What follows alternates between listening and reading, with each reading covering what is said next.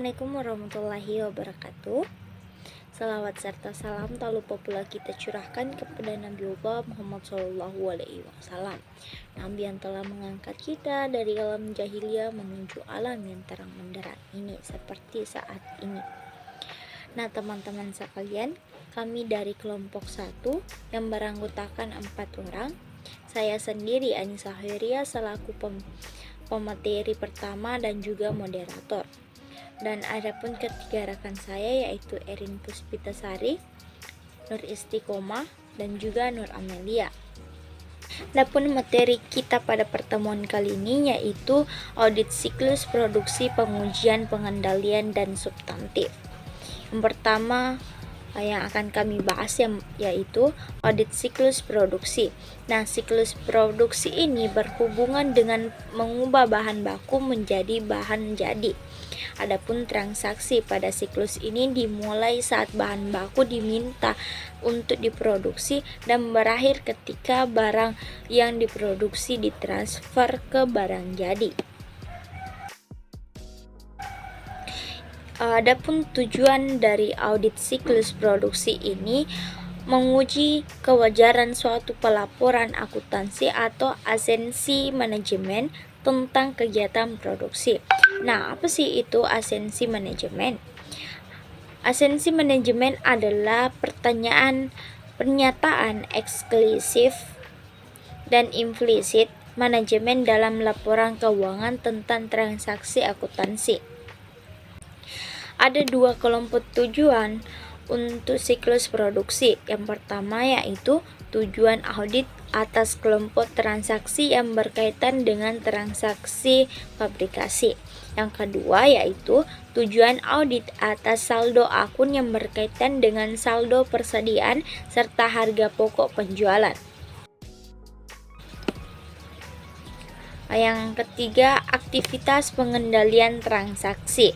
Adapun komponen-komponen aktivitas pengendalian dalam pengendalian internal terdiri atas 4. Yang pertama, pemisahan tugas, pengendalian umum, dan pengendalian aplikasi. Yang kedua, pengendalian memprosesan informasi yang mencakup otoritas yang tepat. Yang ketiga, pengendalian fisik. Dan yang keempat, penilaian kinerja dan akuntabilitas.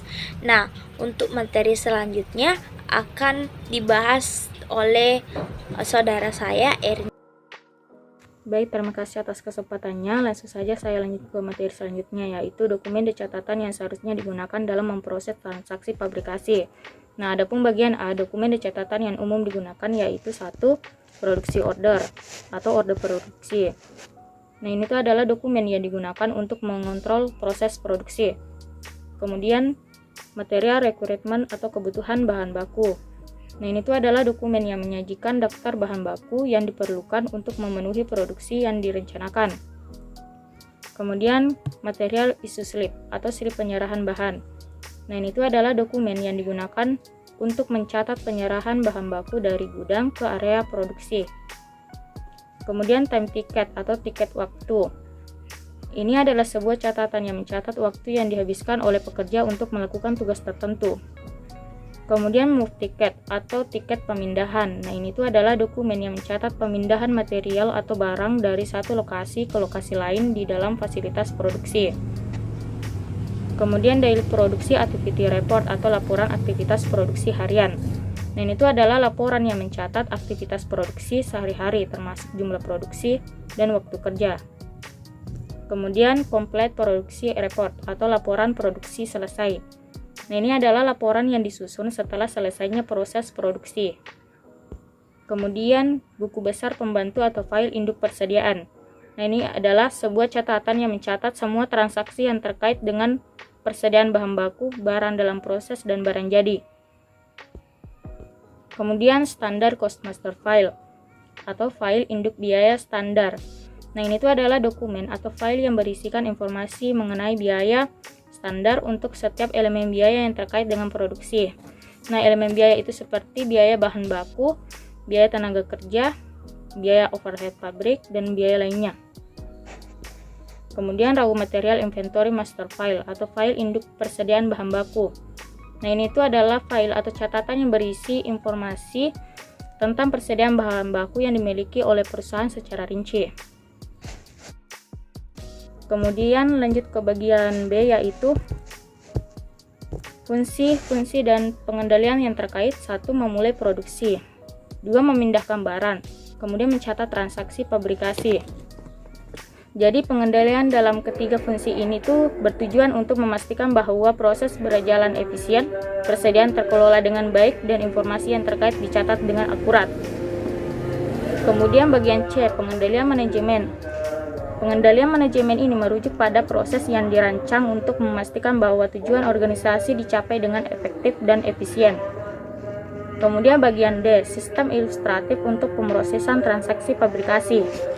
Nah, sistem ini digunakan untuk mengelola dan mencatat semua transaksi yang terkait dengan pabrikasi atau proses produksi. Sistem ini mencakup langkah-langkah seperti pencatatan order produksi, penyerahan bahan baku, pencatatan waktu kerja, sampai ke pencatatan persediaan akhir. Kemudian yang terakhir yaitu memperoleh pemahaman dan menilai risiko.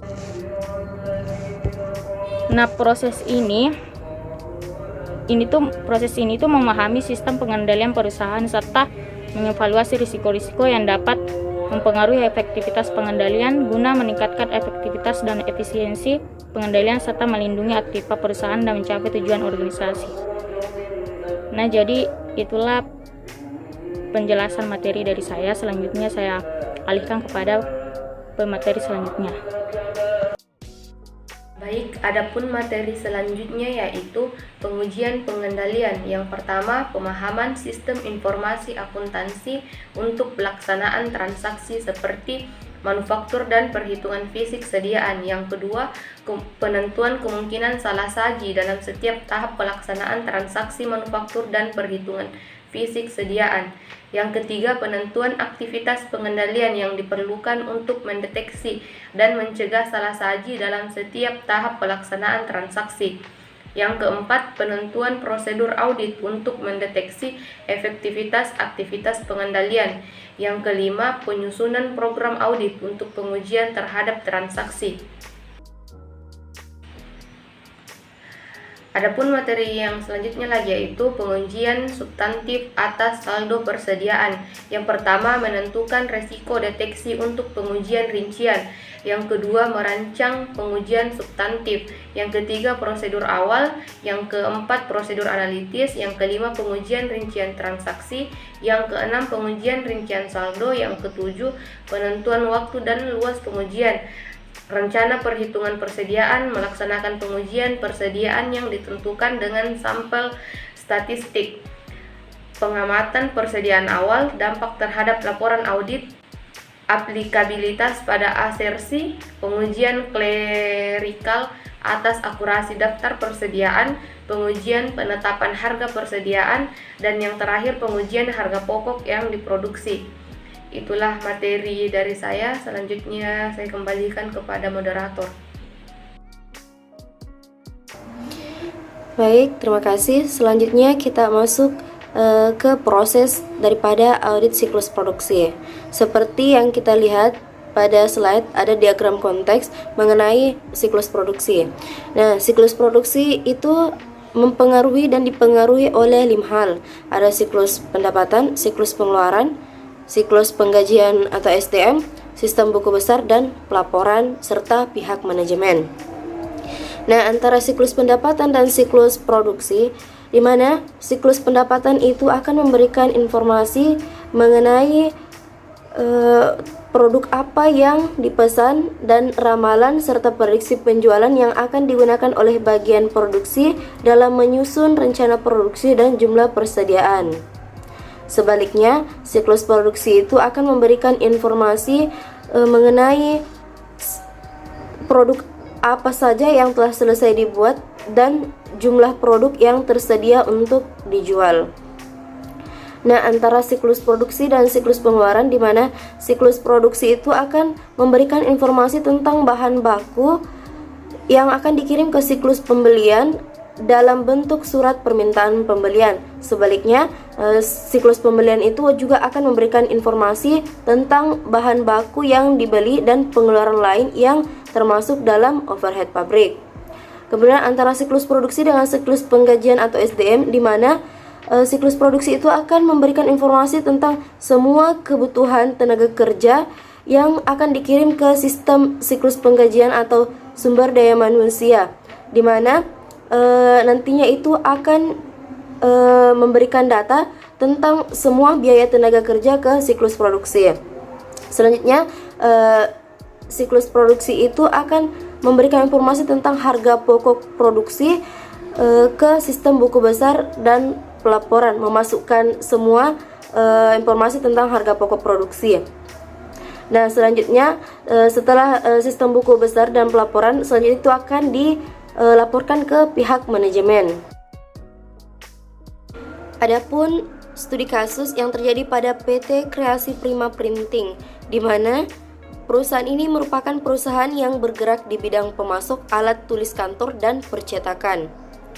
Sistem informasi akuntansi manual atas siklus produksi pada PT Kreasi Prima Printing menghasilkan dua jenis laporan, yaitu laporan hasil produksi barang jadi dan laporan permintaan bahan baku. Kedua pelaporan tersebut didistribusikan kepada manajer produksi dan pimpinan perusahaan untuk membantu mengambil keputusan. Untuk menghasilkan laporan, maka setiap user harus memeriksa terlebih dahulu apakah data yang dicatat telah lengkap. Setelah itu, user mengetikkan data di komputer dan mencetaknya. Oleh karena itu, penyajian laporan membutuhkan waktu yang lama sehingga informasi yang dibutuhkan tidak bisa disajikan tepat waktu. Selain itu, penyajian laporan yang dilakukan oleh user secara manual sering terdapat human error. Adapun solusi mengenai kasus yang terjadi pada PT Kreasi Prima Printing, yaitu mengimplementasikan sistem informasi akuntansi terkomputerisasi. Solusi utama adalah menggantikan sistem informasi akuntansi manual dengan sistem informasi akuntansi terkomputerisasi. Hal ini akan meminimalkan kesalahan manusia yang sering terjadi dalam penyajian laporan dan mengurangi waktu yang diperlukan untuk menyajikan informasi yang dibutuhkan. Dengan sistem terkomputerisasi, data akan diambil langsung dari tabel atau query yang ada sehingga meminimalkan risiko kesalahan manusia.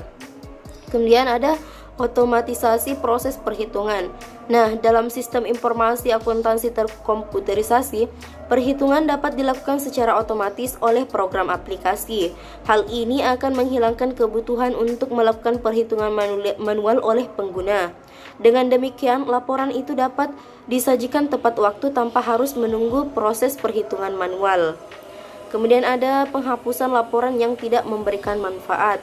Evaluasi ulang terhadap laporan yang dihasilkan perlu dilakukan. Laporan yang tidak memberikan manfaat atau memiliki informasi yang tumpang tindih dengan laporan lain dapat dihilangkan. Misalnya, laporan hasil produksi barang jadi dapat dihilangkan karena informasinya sudah mencangkup dalam laporan evaluasi pemakaian bahan baku. Nah, hal ini akan mengurangi duplikasi dan mempermudah pengambilan keputusan. Ada penyajian informasi yang relevan, menyesuaikan informasi yang disajikan dalam laporan agar sesuai dengan kebutuhan pengambilan keputusan. Misalnya, pada laporan permintaan bahan baku, informasi yang disajikan sebaiknya berfokus pada jumlah bahan baku yang terpakai, bukan hanya permintaan. Hal ini akan memberikan manfaat yang lebih besar dalam pengambilan keputusan. Ada melakukan audit internal.